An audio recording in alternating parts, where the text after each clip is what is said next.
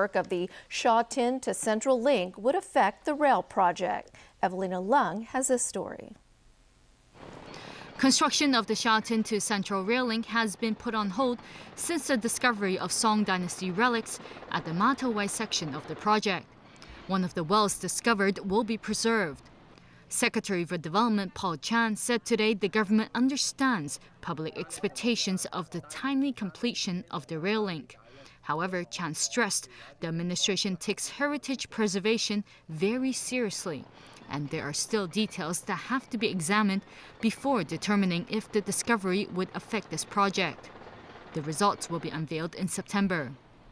Some Antiquities Advisory Board members earlier accused the government of dragging its feet on this matter. This is something Chan denied. He said authorities have visited the site to examine the discovery and that they have been in regular contact with the board.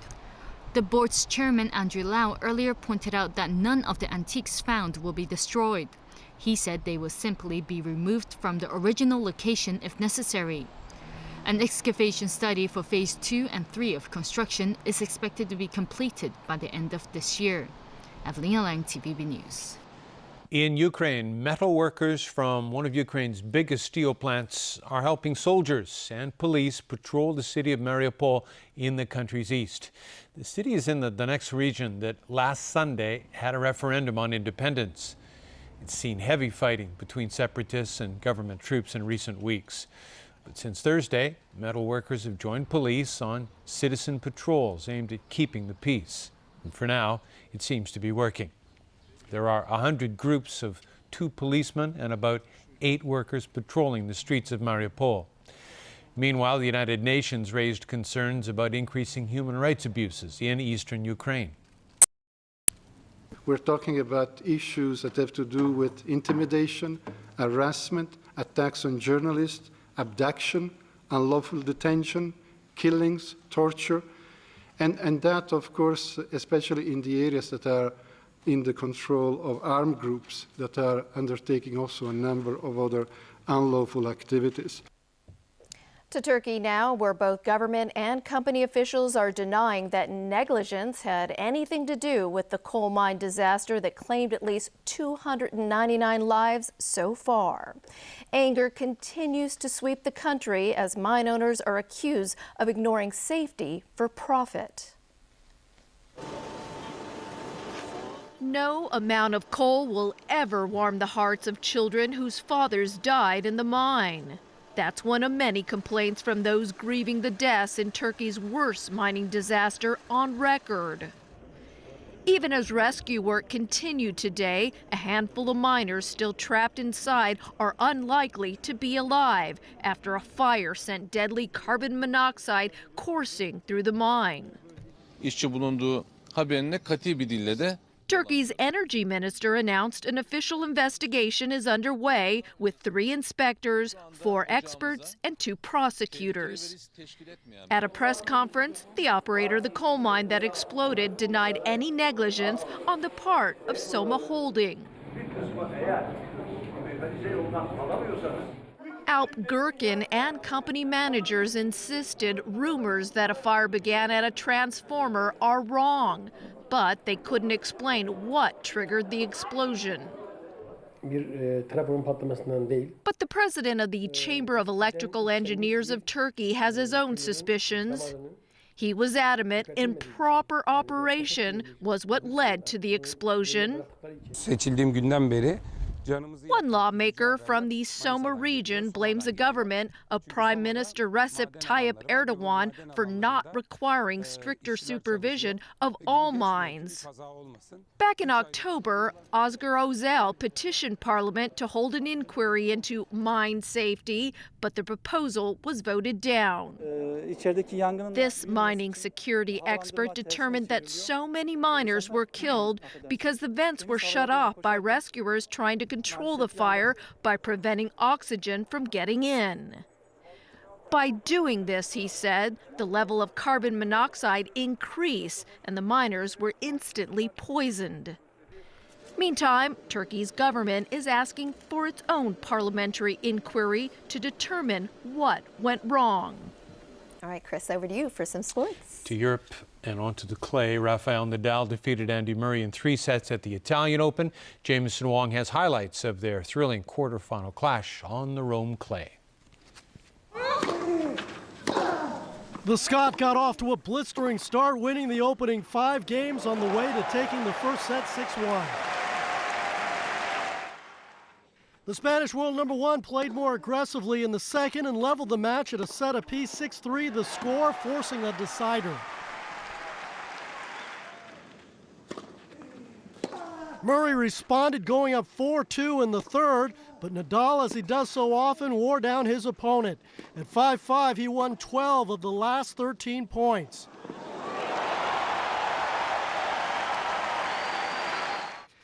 Match point in the 2-hour, 40-minute thriller, 1-6, 6-3, and 7-5.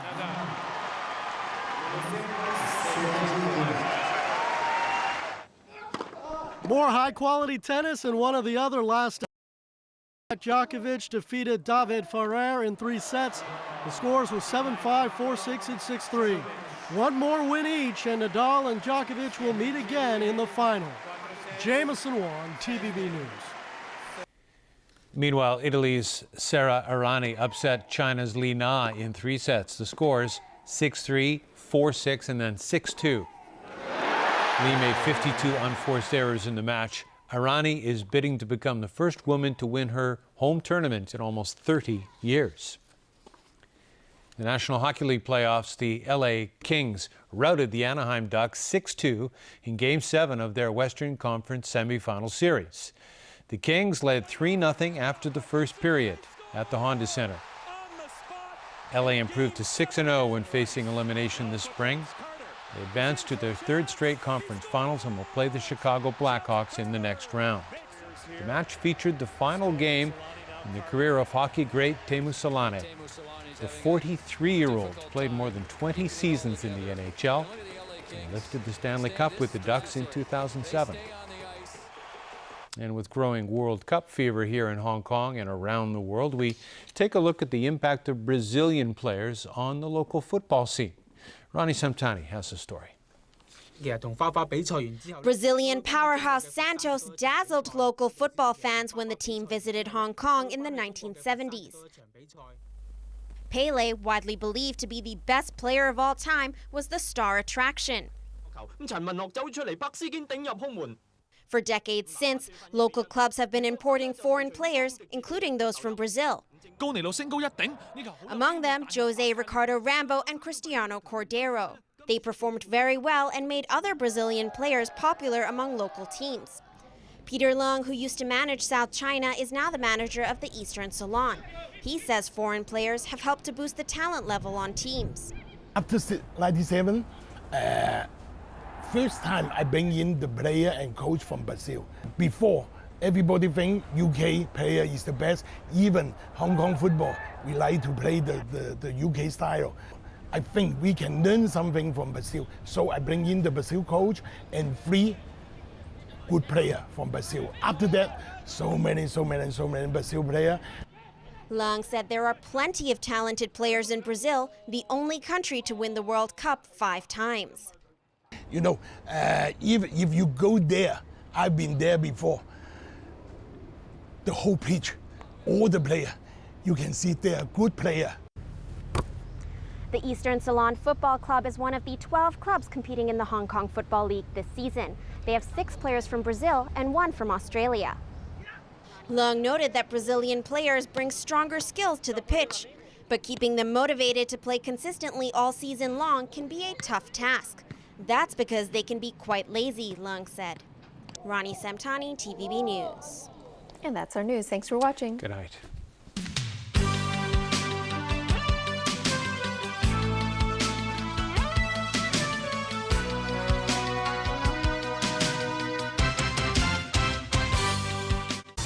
Even rolling out paper towels takes about a minute.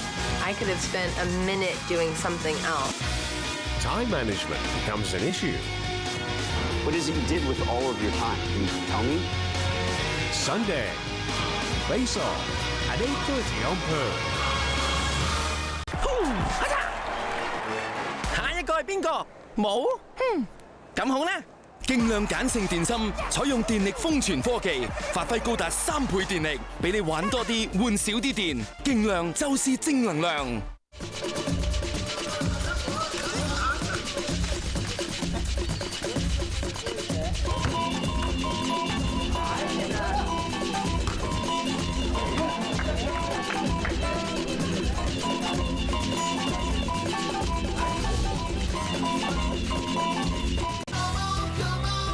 Sun Life Financial presents The Weather Report is brought to you by Sun Life Financial. Good evening. It was hot and showery today, as tonight's situation chart shows a southerly airstream brought some rain to the coast of Guangdong. Up to 5 p.m. today's temperatures range from about 26.5 to 30.2 degrees Celsius, with a relative humidity constantly above 78%. The current temperature is about 29 degrees. 10.7 millimeters of rain has been recorded since midnight. So Freddie, how's the weather tomorrow?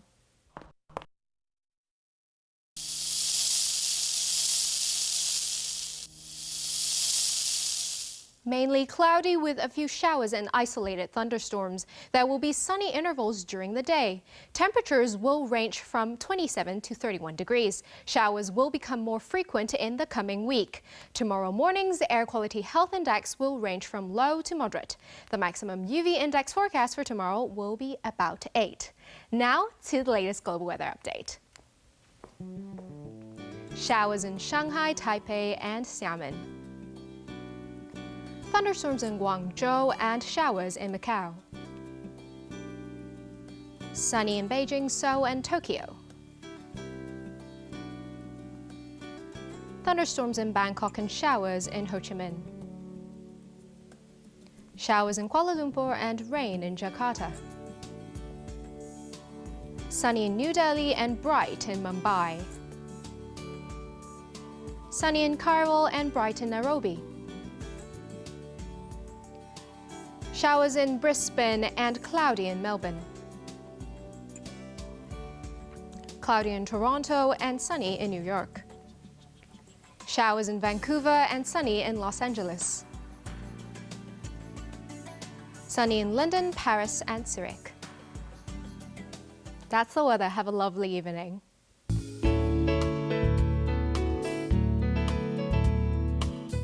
It was brought to you by Sun Life Financial. Life's brighter under the sun. Tonight, The only one who will ever be able to destroy Morgana once and for all is the Prime Meridian. You have a very special gift. Look, I did it. Who is in that grim hole? Morgana.